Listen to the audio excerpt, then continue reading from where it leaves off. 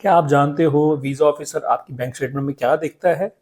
Visa officer आपकी bank statement में सिर्फ बैलेंस नहीं देखता, वो 5 चीज़ें देखता है जो कि ज़्यादातर एप्लीकेंट्स को पता ही नहीं होती, और इन्हीं 5 चीज़ों की वजह से आपका 60% बैंक स्टेटमेंट की वजह से वीज़ा यूके का विजिटर वीज़ा रिफ्यूज़ होता है। Hi, my name is Vishnu Varman and I'm your consultant from Certify Consultants.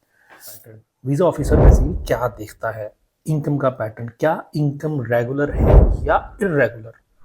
Second point, sudden deposit, क्या किसी ने एक बार में बड़ी रकम डाली?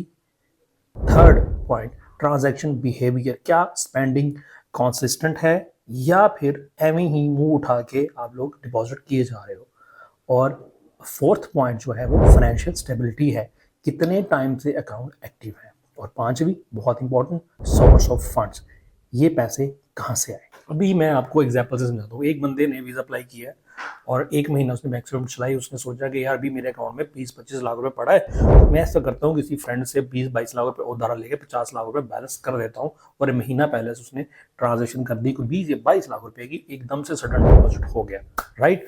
अब वीजा ऑफिसर ट्रेन प्रोफेशनल होता है, डेली बेसिस अपने हजारों केसेस उसने देखने होते हैं। वो उसी टाइम पे समझ आता है कि यार बंदे ने पैसे उधार चुके हुए हैं, सडन डिपॉजिट है, कोई इसका लेना देना नहीं है। और जैसे ही वो चीजें नोट करता है वो रेड फ्लैग लगा देता है आपकी एप्लीकेशन को, जिसका मेन इंपॉर्टेंट थिंग होती है कि वो वीजा रिफ्यूज कर देता है। लेकिन यहाँ पे मैं आपको बताऊं, एक लीगल वे होता है आपकी जो बैंक स्टेटमेंट को स्टेबल दिखाएगा।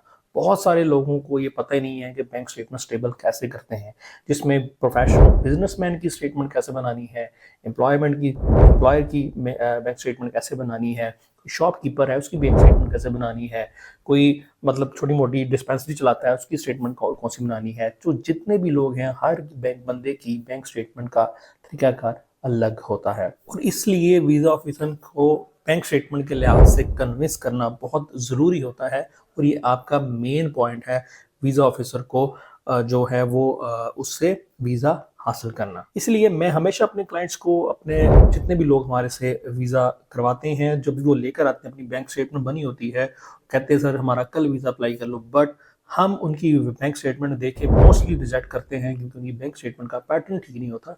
सो दैट्स वाई जिस बंदे ने भी एप्लीकेशन स्टार्ट करनी है वो मिनिमम 4 मंथ आपका फाइनेंशियल जो है वो प्रोसीजर अपना स्टार्ट करे, कंसल्ट करे।